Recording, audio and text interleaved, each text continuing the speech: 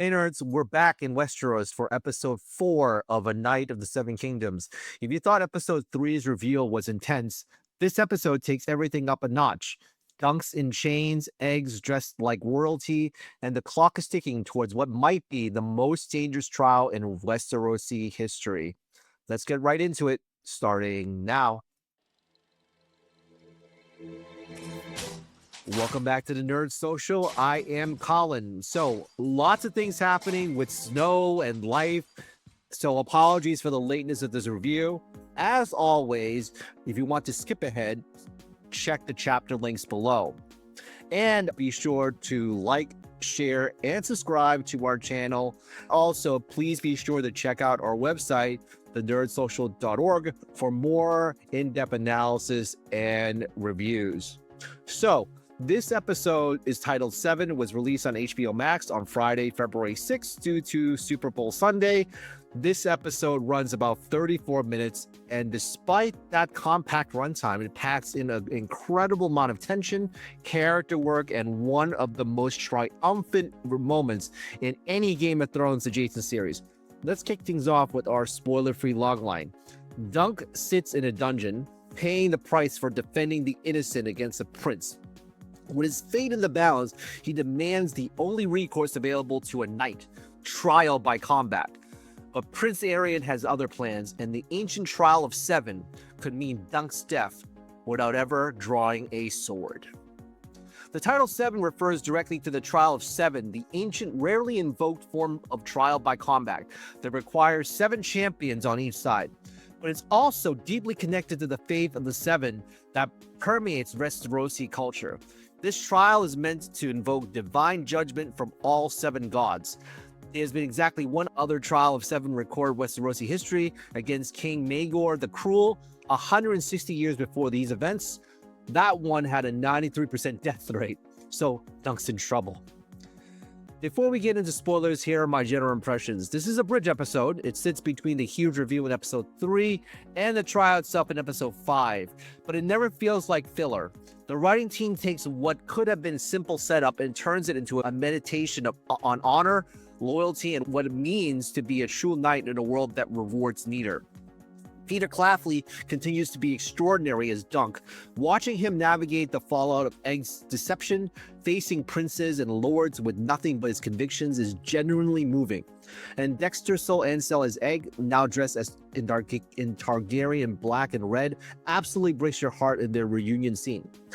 The episode ends with what might be the most crowd-pleasing moment in any Game of Thrones series since I've had to save that for later. So in terms of rating, I would give episode 4 a 10 out of 10, which is a theater rental. The tension of Dunk bringing his crew together and then the big reveal at the end really brings the episode to this score. All right, if you haven't seen the episode yet, this is your cue to head out. Beyond this point, we're getting into full spoilers. So go watch 7, then come back and let's break it down together if you haven't watched it yet by now. Okay.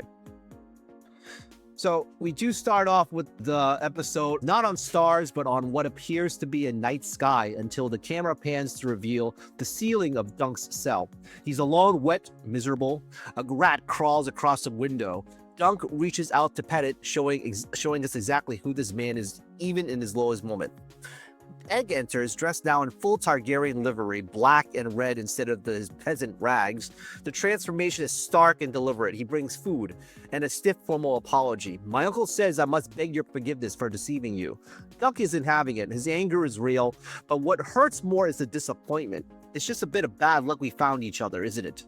The line cuts deep because we know Egg's tears make it clear how much Dunk's opinion matters to him. Then Dunk is brought before Prince Baelor Targaryen. In a touching moment, Dunk's first words aren't about himself. They're to defend Egg. He's a good boy, a good squire, and he meant no harm. I know that now. Baelor dismisses Egg, who mentions he wishes Aerion had died, not the traditional Targaryen sentiment, and lays out the situation. Daeron, the drunk from the inn in episode 1, has claimed that Dunk kidnapped Egg. This lie, combined with Aerion's accusations, has made Dunk's position even more precarious. Baelor knows it's all nonsense, but as he points out, it's never wise to strike a king's grandson. The punishment if Dunk goes to trial and loses, his hand and his foot at minimum, possibly his life. But Baelor offers a path. How good a knight are you truly? And the trial scene is a masterclass in tension. Present are Lord Ashford, Leo Tyrell, both Targaryen princes, and the assembled nobility. Dunk, following Baelor's advice, demands trial by combat. Aerion cannot refuse, but he can change the terms. He invokes a trial of 7. So, trial of 7, as I mentioned in the spoiler-free part, an ancient form of trial that by combat dating back to the Andal invasion, requiring 7 champions on each side to invoke the judgment of all 7 gods. It has been used exactly once in Westerosi history. Maekar immediately sees through his son. Fight him like a man. Aerion is afraid of facing Dunk one-on-one, but by invoking this archaic tradition, he's put Dunk in an impossible position. If Dunk cannot find 6 knights to stand with him by dawn, he is considered guilty. The gods have judged. Aerion knows a friendless hedge knight will never assemble a team. So, as Dunk wanders the camp in despair until Raymond Fossilway brings him inside for food. Raymond's cousin Stefan hears the situation and immediately volunteers. "You shan't dine on my watch, sir. I promise you that." This promise will be important to remember. Egg arrives with his older brother Daron, the drunk from the inn who's been lying about the kidnapping. Dunk immediately puts a knife in Daron's throat until Egg convinces him to stop. But Daron isn't here to fight. He's here to confess. He'll have the fight on Aerion's side. He'll have to fight on Aerion's side. His lie about the kidnapping means he's technically a wronged party, but he promises to fall from his force immediately. More importantly, Daron shares his dragon dream. "I dreamed of you, a great beast with wings so large they could cover this meadow. It had fallen on top of you, but you were alive and the dragon was dead." Dunk asks if he killed the dragon. Daron doesn't know. But Targaryen prophetic dreams has a way of coming true. And then we see that Steely Pate finds Dunk to deliver his shield and armor, but also the news that Tanzel has fled Ashford. "Oak and iron, guard me well," reads the shield's inscription. Then morning comes. Outside Dunk's tent waits his champions, but not the ones he expected. Stefan Bossaway, who promised Dunk would not die under his watch, has switched sides. Aerion offers him lordship. Honor, it seems, has a place, but Egg has been busy, so he actually has been going on and got a few people. Sir Lionel Baratheon, who is here, he has been waiting his chance to fight the Knights Guard Knights and tweak Prince Maekar's nose. And then there's Sir Robin Riesling, the maddest knight in the 7 Kingdoms, a vessel for the warrior. Sir Humphrey Harding, still recovering from Aerion killing his horse. Sir Humphrey Beesbury answering the call. That's 5. With Stefan Betrayal, they need 6. So then Raymond volunteers, but he's not a knight, so he asks Dunk to knight him. And here's where things get really complicated. Dunk hesitates. Is it because he's not qualified to knight anyone because he's afraid of getting his friend killed, or because he himself might not actually be a knight at all? So Sir Lionel then steps in and knights Raymond himself. "In the name of the mother, I charge you to defend the young and innocent." The Aerion side assembles, Aerion himself, Daron, reluctantly, Prince Maekar, who just wants to protect his idiot son, 3 Kingsguard, and Stefan Fossaway. Dunk still only has 6 so far, so then he needs 1 more. Dunk makes his case to the crowd. He speaks of Sir Arlen, of the vows all knights swear, protecting the innocent. His voice rises. "I was not Sir Arlen's blood, but I followed his example as your sons will follow yours. Who will stand and fight with me?" Then there's silence. Then one person stands. The brute of Bracken rises from his seat and farts loudly, and the crowd erupts in laughter because of it. Dunk's heart breaks visibly, but he doesn't give up. "Has courage deserted in the noble houses of Westeros? I will not believe it so. Are there no true knights among you?" And then what happens at the very end, from his royal box, a knight in armor rides into the field. He removes his helmet. "Prince Baelor Targaryen, the heir to the Iron Throne. I will take Sir Duncan's side." Maekar is furious. "Have you taken leave of your senses? This man attacked my son."